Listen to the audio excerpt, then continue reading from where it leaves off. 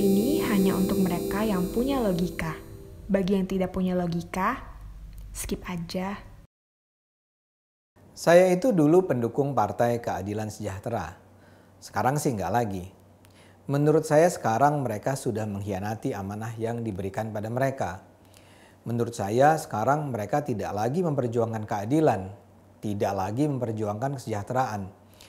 Saya bahkan menganggap mereka tidak pantas lagi menyebut diri sebagai partai Islam. Saya mengenal PKS lebih dekat daripada partai lain karena mereka lahir dari kampus. Dan saya juga dulu aktivis di kampus UI. Bahkan mungkin tak banyak yang tahu, ketika masih menjadi mahasiswa di FISIP UI, saya dikenal sebagai aktivis Muslim. Saya jelaskan dulu singkat latar belakang saya. Saya dibesarkan dalam keluarga Minang dan sebagaimana keluarga Minang lainnya, keluarga saya menginjeksikan nilai-nilai Islam yang kental terhadap saya. Untungnya orang tua saya bukan tipe Muslim yang tak berakal. Keluarga saya punya tradisi pluralis. Sejak kecil saya sudah mengenal kawan-kawan orang tua saya yang multi agama, multi ras, bahkan multi bangsa. Saya adalah cucu dari seorang pengusaha Minang, Ayub Rais, yang menjadi salah seorang pendana Bung Hatta. Saya dibesarkan dengan ajaran bahwa semua umat manusia bersaudara. Saya juga beruntung karena orang tua saya mengajarkan saya untuk banyak baca dan memahami dunia secara rasional. Sejak remaja, saya jadinya sudah belajar tentang peradaban dunia, tentang demokrasi, tentang nilai-nilai kemanusiaan, tentang kesenjangan kaya miskin dan arti penting rasionalitas. Ketika saya masuk FISIP UI, Islam memang sedang menjadi korban penindasan rezim Soeharto. Saya merasa ketika itu umat Islam dicurigai, dipinggirkan, dan diperlakukan tidak adil. Karena itu saya bahkan ikut dalam kegiatan latihan pendidikan aktivis Islam yang diselenggarakan secara rahasia di Masjid Salman ITB. Saya ketika itu dekat dengan senior-senior HMI, Himpunan Mahasiswa Islam, yang ketika itu menjadi sasaran incaran pengawasan Orde Baru. Saya hadir di ceramah, di pengajian, di diskusi, di mana di sana tampil para pembicara yang menggambarkan penderitaan umat Islam di bawah Soeharto. Di saat saya kuliah itu pun peristiwa pembantaian Tanjung Priok terjadi. Saya jadinya akrab dengan gagasan revolusi Islam dan negara Islam. Perlahan saya dikenal sebagai aktivis Muslim. Ketika saya menjadi anggota Senat Mahasiswa, saya bahkan menjadi motor yang memperjuangkan lahirnya musola pertama di FISIP UI. Dan ini jadi perkara berat karena pimpinan fakultas ketika itu sangat alergi dengan Islam. Tapi ada dua hal yang membuat saya tidak menjadi jihadis. Pertama, saya banyak baca dan berdiskusi dengan mereka yang moderat. Kedua, saya beruntung dekat dengan orang seperti Imam Prasojo yang membuka mata saya pada pemikir Islam progresif, terutama Fazlur Rahman, intelektual Pakistan, dan Nurholis Majid. Dari proses pembelajaran tersebut, saya jadi yakin bahwa penyebab utama keterbelakangan Islam adalah ketertinggalan dunia Islam secara intelektual. Penjajahan Barat atas dunia Islam yang sudah terjadi selama berabad menyebabkan Islam terjerembab dalam kebodohan dan kesempitan cara berpikir. Saya belajar bahwa Barat mencapai kemajuan setelah mengalami proses pencerahan berpikir. Mereka meninggalkan kesempitan cara beragama di masa kegelapan dan dengan intelektualitas mereka mencapai kemajuan peradaban yang luar biasa. Karena itulah sebagai aktivis Muslim saya mengembangkan kegiatan-kegiatan yang mendorong mahasiswa untuk berpikir. Saya bersama-sama kawan Senat Mahasiswa menyelenggarakan seminar 2 hari percakapan cendekiawan tentang Islam pada tahun 84. Yang kami undang adalah intelektual Muslim berpikiran kritis seperti Dawam Raharjo almarhum, Kunto Wijoyo almarhum, Adi Sasono almarhum, dan juga misalnya Jalaluddin Rahmat dan sebagainya. Saya percaya seminar 2 hari itu turut menyumbang bagi lahirnya Ikatan Cendekiawan Muslim Indonesia, ICMI. Sekedar catatan nih, orang yang kami tunjuk jadi ketua panitia acara tersebut adalah Muzamil Yusuf, yang ketika itu baru menjadi mahasiswa tingkat pertama FISIP UI. Kami memilih dia antara lain karena kami ingin meyakinkan para petinggi UI bahwa orang yang memimpin acara tersebut adalah seorang mahasiswa junior yang tidak terkontaminasi dengan ide-ide revolusi Islam. Acara itu melambungkan nama Muzamil Dan belakangan dia menjadi salah seorang aktivis Islam yang turut mendirikan PKS. Kini Muzamil menjadi ketua fraksi PKS di MPR dan ironisnya justru memfitnah UI. Kembali ke soal keterlibatan saya dalam aktivisme Islam. Dalam pandangan saya, kalau Indonesia ingin maju, ya umat Islam harus maju. Namun ketika itu saya sudah sadar bahwa kuncinya adalah bukan membangun persaudaraan Islam atau membangun kekuatan untuk melawan non-muslim, tapi membangun umat Islam yang pintar, toleran, pluralis, dan demokratis.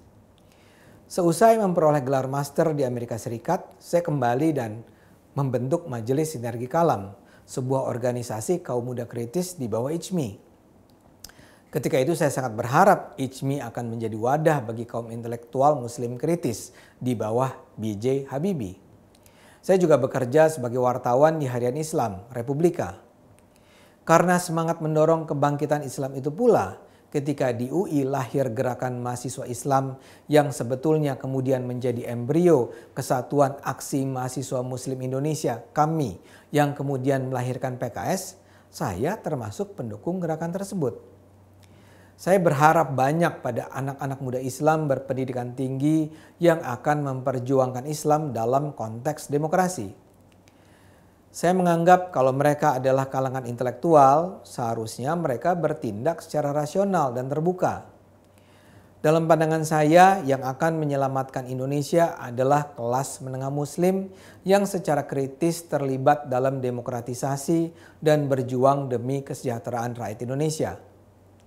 Dalam bayangan saya, karena memiliki latar belakang keagamaan yang kuat, mereka seharusnya berintegritas, mereka seharusnya jujur, mereka seharusnya bersih.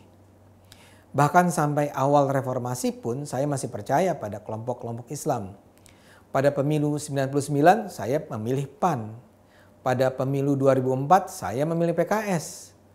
Pada Pilpres 2004 saya bahkan memilih Amin Rais pada putaran pertama. Tulisan-tulisan saya di rubrik resonansi di Republika sangat diwarnai semangat keislaman itu. Ironisnya karena Republika belakangan menjadi semakin konservatif, akhirnya saya diminta oleh pemimpin redaksinya Asro Kamal Rokan untuk berhenti menulis tentang Islam. Sekedar untuk menunjukkan kedekatan saya dengan PKS, saya itu terpilih sebagai salah seorang pemimpin muda Indonesia oleh PKS pada November 2008. Ketika itu saya berharap banyak pada PKS. Tapi kemudian sejarah membuktikan bahwa setelah tumbuh menjadi partai berpengaruh, PKS menjauh dari harapan. Saya rasa ini terjadi karena kekuasaan dan uang memang memabukkan. Kekuasaan seharusnya cuma jadi tujuan perantara.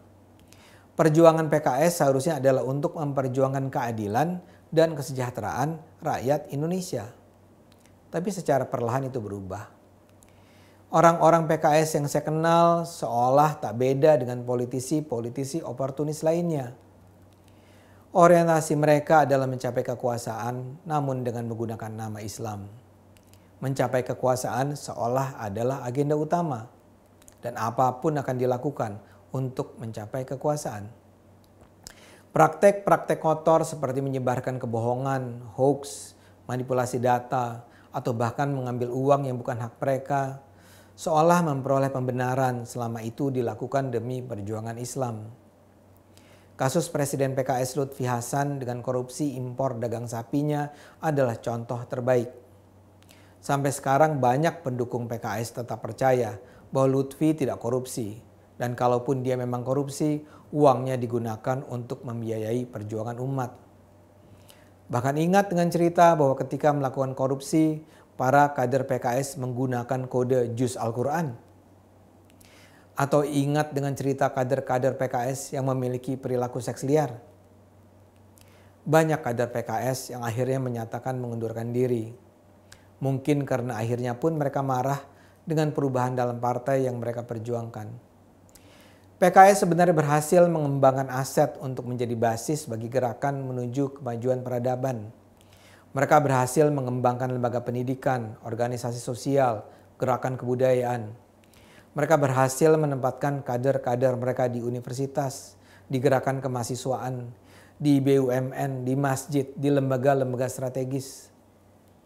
Tapi sayangnya segenap kekuatan itu tidak digunakan untuk membangun bangsa.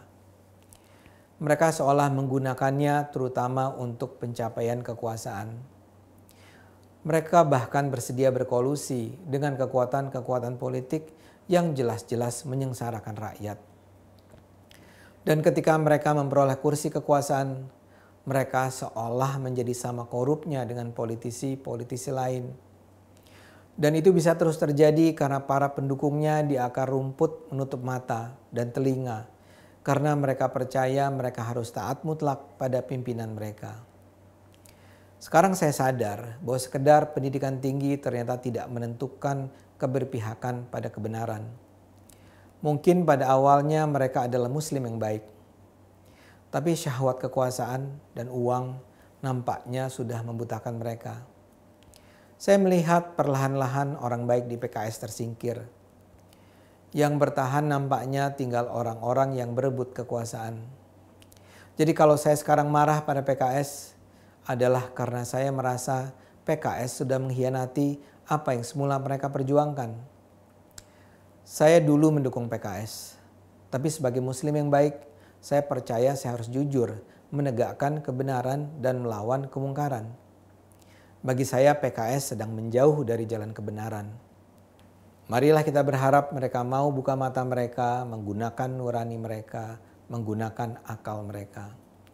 Mari kita dorong agar mereka mau menggunakan akal sehat, karena hanya dengan akal sehat negara ini akan selamat.